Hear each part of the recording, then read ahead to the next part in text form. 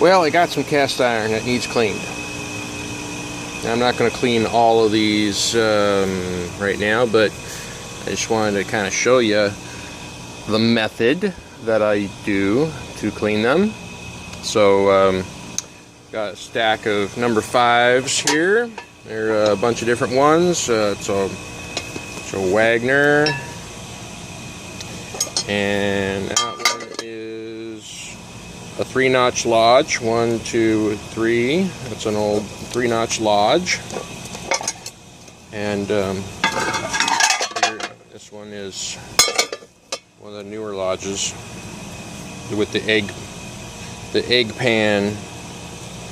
And this one I think is a 1-notch Lodge, but it's got a lot of crud on it. I'm gonna have to pull it off. I can't really tell if that's a notch there. It might be, probably is. So this might be a 3-notch Lodge also. But still, it's got a lot of crud on it. Need to clean that up. And this one is a chef skillet, Wagner Ware chef skillet. It's not a number 5. The others are all considered number 5s, but this one is considered a 9-inch chef skillet. It's got little slantier edges. So that's the first one, chef skillet that I've had. I've got other number 5s, but these are number 5s, are nice size pans. And then I got all the number 8s, the different number 8s that I have here. I'm not sure what this is, but it's got a gate mark, so it's old. This is an old Erie. It's an awesome pan. This one is really light. Griswold, number 8. Large block logo, Griswold. And there's a small block logo, Griswold. But look at all the crud on it. That'll clean off. That'll be a nice pan. This actually is a newer, it's a lid. It's actually a lid that goes on something, and quite often you can't find these, so I got it. I didn't pay $9 for it. It was cheaper than that. I always get these on sale. There's a nice older Wagner. Love the handles on these. A newer Lodge.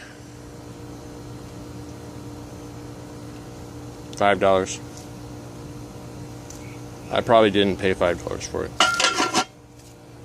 And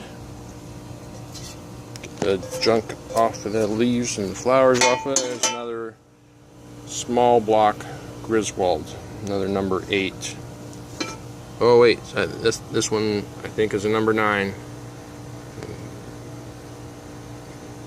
Get the camera focused in there. It's a number 9. A little bit bigger than an 8. Anyway, I just brought these out here. I'm going to show you a little bit about what I do. So what I did when I first started, I got a couple of these small pans. Excuse me. Got a couple of small ones and needed to clean them off. So I started looking and reading about how they clean them, and they clean them with lye. Is the most popular thing. So heavy duty oven and grill cleaner, which is lye, really. So this is what I used. Well, see, it actually says it anywhere on here. Oh, contains sodium hydroxide. Sodium hydroxide, right there. Contains sodium hydroxide. Lye. So you take the oven cleaner and you get yourself a bucket or a bin. Well, you got to make sure you have some protection. Gloves work well. I started out just taking a plastic bag and putting it over my hand. So if you get a bucket and a good plastic bag, garbage bag or a smaller bag. I started, with the small pans. You can fit them in some of the Ziplocs even that they work. But so here's a Wagner, for example. This is the example that I'm going to use right here. Number 5 Wagner. It's got some crud on it. So I can't do this with both hands, but what I do is I kind of put it in here and then I spray it with the lye. So here's the example. It's in the bucket, in the bin, and then I just make sure it's coated well. You don't want to breathe that stuff.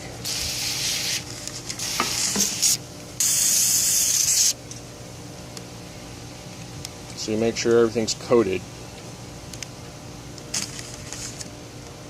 It's foaming up.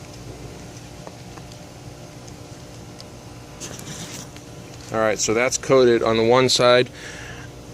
I would put some on the other side also, but I'm not going to right now for this example.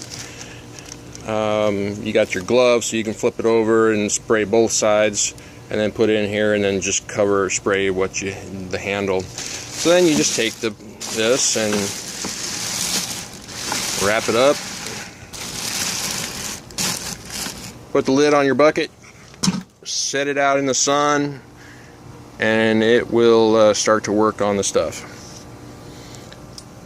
So now I've upgraded a little bit to a bin, a lye bath bin. So in the bin I have water, which I have mixed with lye. And lye is basically, or drain cleaner is sodium hydroxide.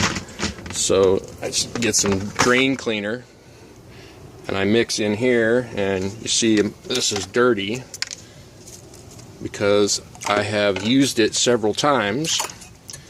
I'm just going to reach in here and fish out. I have a couple that are in here already still. They're soaking. I left them in here to soak, and I should get them out and clean them sometime. I'm lazy. So I take the pan, I dump it in here. I don't really want to dip my hands in here, but you can wash your hands if you do get them in there. It just makes them feel all soft and silky smooth. But this is a number 3 that I put in there, and it loosens everything up. Doesn't take it all off, but it loosens it up at least. And so then you can take a steel brush. Don't use brass. Don't use a brass brush. So I take a steel brush and I scrub it a little bit with the steel brush.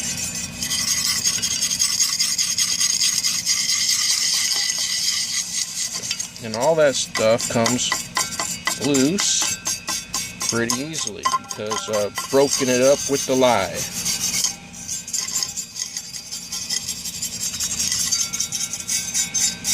So you get some stubborn spots.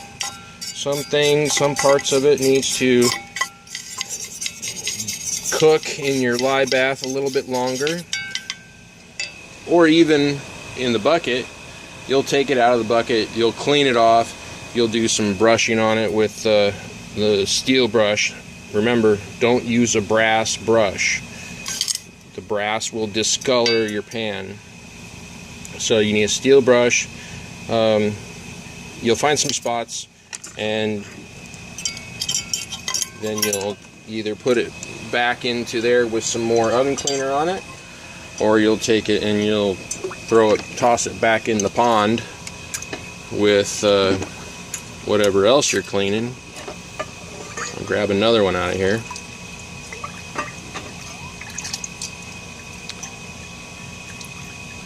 Wait, is that the same one I got? I don't remember. There's another one over here somewhere.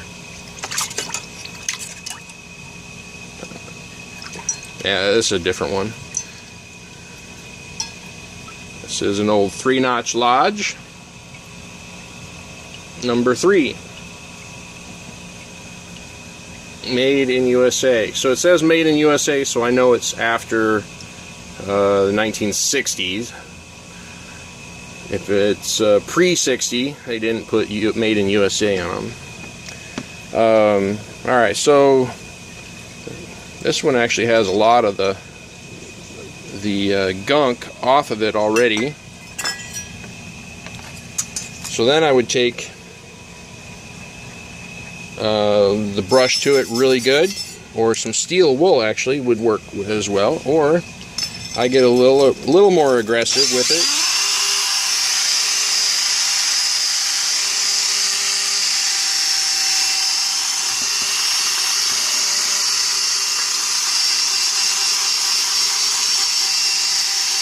Clean it up with my drill and a steel cup brush, or cup wheel.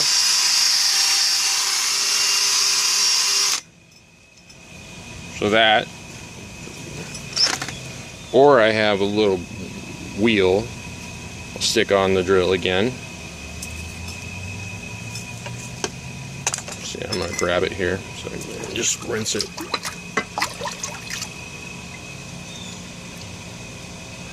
So that cleans off the rest of the stuff.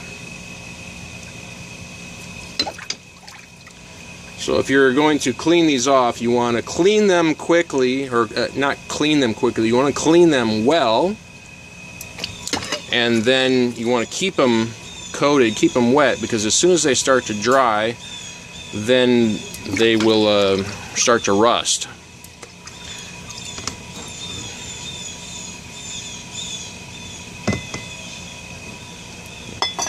I'll do the back side of this a little bit. A little harder to do with just one hand.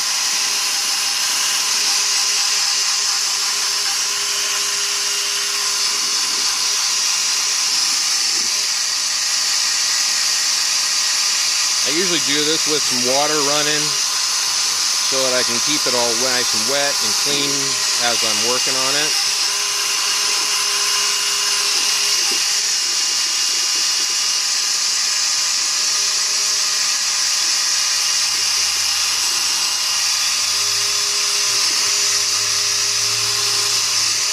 This works really well. So I'm not doing a lot of pressure on it. I'm just trying to get the stuff off. Not trying to reform the pan. Alright, let's rinse that off.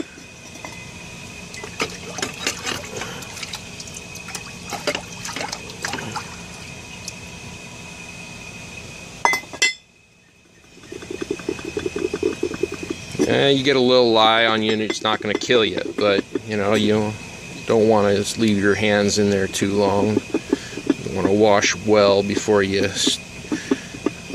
start cooking.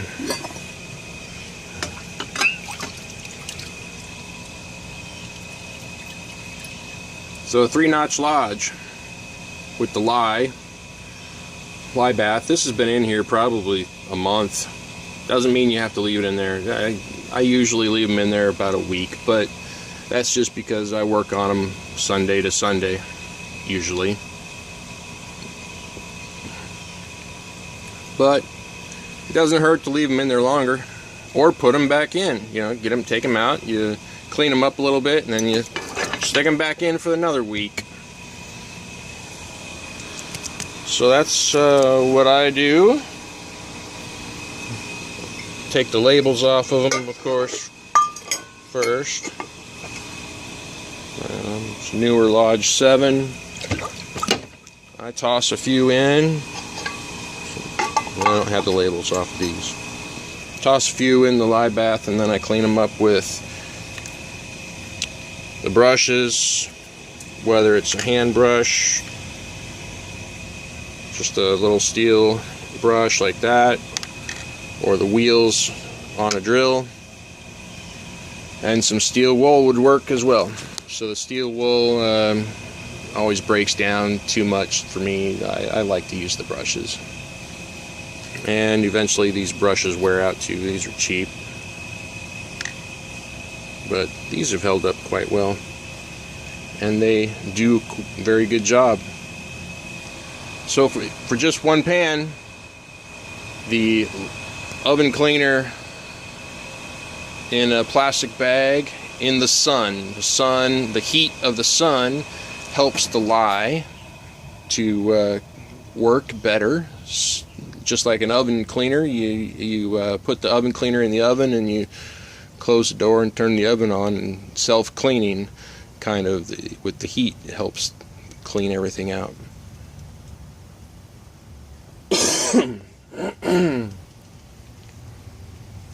Or you can mess around with a big lye bath like me. Once you get them cleaned off from the lye and rinsed really well, if you do see you have any surface rust or any deeper rust, you can put them into a vinegar and water bath. So a 50-50 vinegar water bath. You do not want to leave that in the vinegar and water bath, because the vinegar will eat away on the iron. It'll eat it away, so you'll get pitting. So don't leave it in vinegar very long, but it will loosen the rust. It's not going to make the rust go away. It'll loosen it up a little bit so that you can use a brush again and scrape brush and work out any kind of rust on it. And again, you want to keep them as clean as possible with water to keep them wet so they don't rust further.